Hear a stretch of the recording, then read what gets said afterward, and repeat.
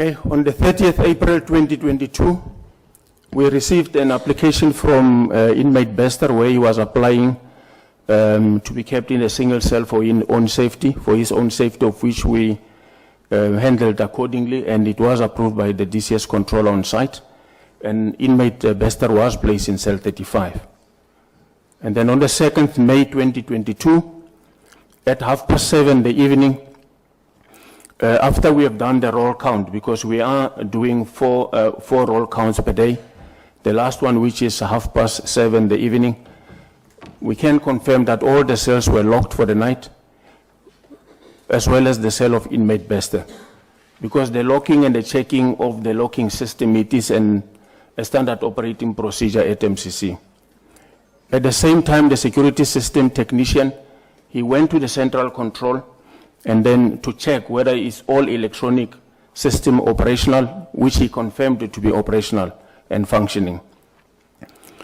In the central control room, we do have two control officers or central control officers which were on duty, and their function or their main function is to monitor camera footages, to open doors and to manage the system. The next day, which was the 3rd May 2022, at 4 o'clock, early hours of the morning, fire was discovered from cell 35, and it was extinguished by the MCC trained personnel. After they have distinguished this fire, that cell was cordoned off. And then from there, what we have picked up is that MCC as well as DCS managed the management. They were called because procedurally, we need to report these things, or whoever that is on duty during the night needs to report to the senior management of MCC as well as to the controller that is on site. 26 minutes after 4 o'clock, the nurse arrived, and this nurse is working for an independent contractor on site, which is called Lai Faranani, to come and see what best can they do there. And then 3 minutes before 5 o'clock, as we could pick up from the recordings, the DCS controller arrives. 1 minute past 5, the MCC operations director arrived. 10 minutes later, doctor, who's also serving for Lai Faranani, also arrived, and he examined the body, and then he certified inmate Bester to be dead. The next slide. On the 3rd May, 6 o'clock, early hours of the morning, we also picked up the arrival of the area commissioner, as well as the duty director. 5 minutes before 7 o'clock, the SAPS arrived, and then 10:30 during the day, the SAPS forensic team arrives. The SAPS completed its examination, and they took photos of the incident. The SAPS forensic team removed the body to the state mortuary for the post-mortem.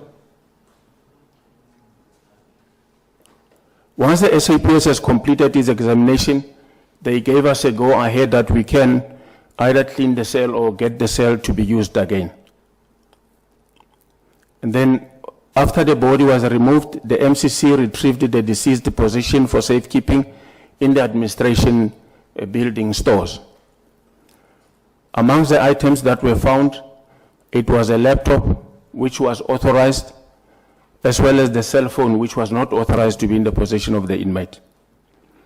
That evening, 7:30, a final road check, when the final road check was done, we can confirm that all the 2,928 inmates, they were accounted for. The next day, which was the 4th May 2022, we received a notice of death for inmate Bester, where the pathologist has certified the inmate, which we received from the Department of Health.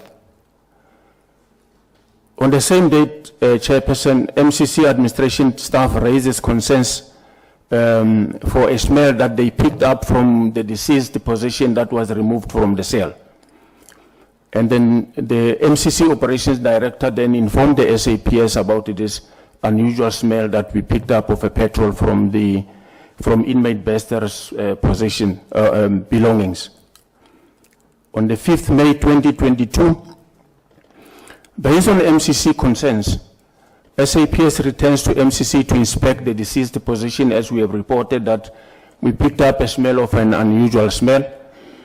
On the 6th May, the Department of Home Affairs then issued a death certificate for inmate Bester. 2 days later, which was the 8th May, the SAPS Forensics returns to MCC to collect the belongings recovered from cell 35, including the laptop as well as the cell phone. And Chair, I will then hand over to Mr. Groenewald to continue with the presentation.